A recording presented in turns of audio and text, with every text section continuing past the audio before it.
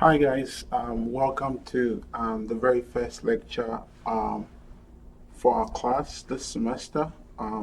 This lecture is titled Why Statistics is Important. Okay, so I'm going to show us three realities in life, okay, that bed forth the field statistics. Okay, this is just to give us some motivation about, first of all, why we are here, not just because our advisors, asked us to sign up for this class, okay, but to get a much more, comprehensive and better reason um, why we are in this class. Okay, so let's get right into it.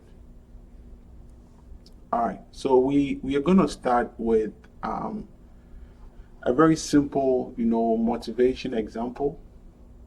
Okay, now this motivation example is going to help us talk about these three realities. Okay, so in this motivation I have here, say, suppose you are in a block production, okay, in a medium-sized firm, okay, and let's say one of your clients, okay, for a while now suspect that the blocks that you supply, okay, is not of industry standard.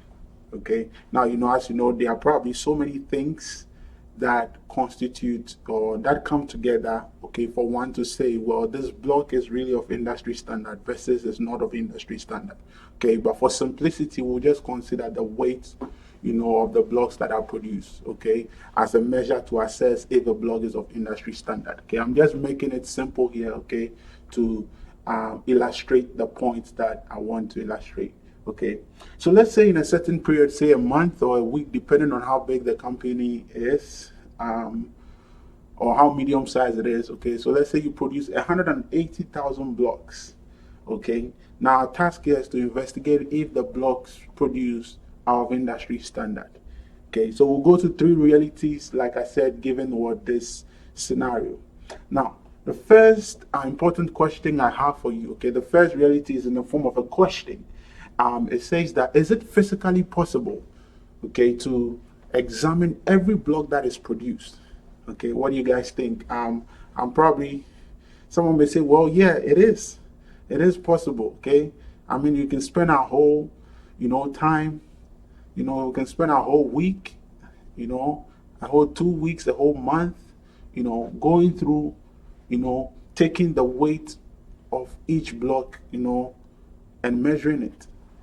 Okay.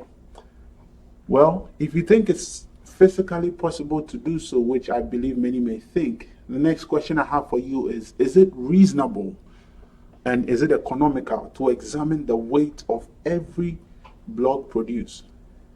Okay, to measure the weight of every block produced. Okay, the obvious answer is no. Okay, so I want you to think about this. Okay, you want to know if the block that you produce is of industry standard. Okay, one of your clients suspect that is not. Okay, so if it is not reasonable to examine every block that you produce, then the question is, how then are you going to come to the conclusion as to the weight of the blocks that you produce? Okay, a much more reasonable solution is to select a subset of the blocks. Just select a fraction or a portion of or a proportion of all the blocks that are produced, say in a given month, okay, and then you measure the weight of those blocks, and then you strike the average, and then you use that result that you get, okay, for the average to give you an idea about the average weight of all the blocks that are produced. Okay, so you see, it's unreasonable to measure all the blocks, but one thing we'll usually do is to take a subset just to have an idea about the average weight of what all the blocks.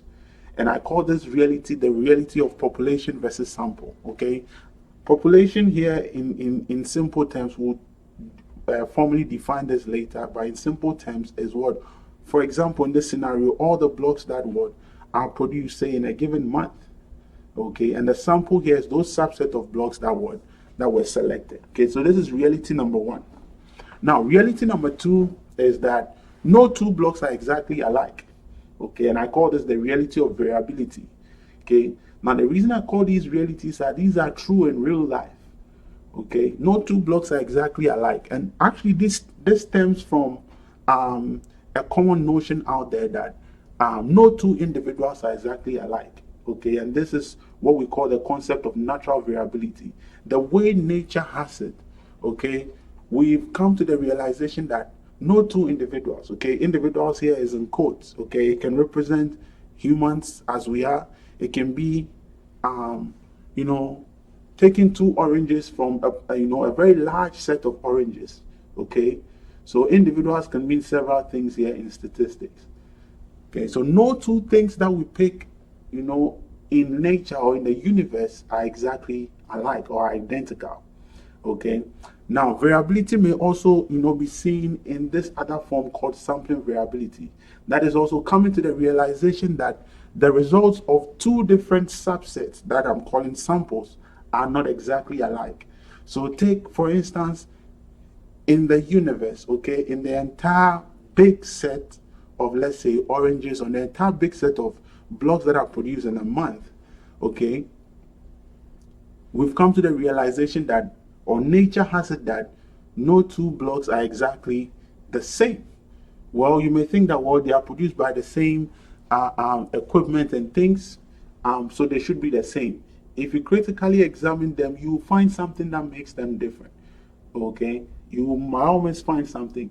Even when you take human beings, okay, you take twins, for example. One thing that differentiates twins, even identical twins, is they both don't have the same name. Okay, so that's one thing you can think of. Okay, so there's variability everywhere in real life. Okay, and so sampling variability is as a result of natural variability, in the sense that in the whole big universe, no two things are exactly alike. So if you select two separate subsets, you don't expect the subset to be exactly identical.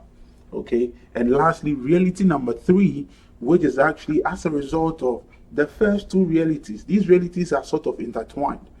Okay, the third reality is the reality of uncertainties. If you take reality number 1, for example, the reality of population versus sample. So let's say you use the average weight, okay, from the subset of the blocks as a representation of the average weight of all the blocks that are produced. Okay, we said that, well, it's not reasonable to examine all the blocks. So we take a subset of those blocks. We strike the average of the weight of the blocks, and we use that to have an idea about what the average weight of all the blocks that are produced.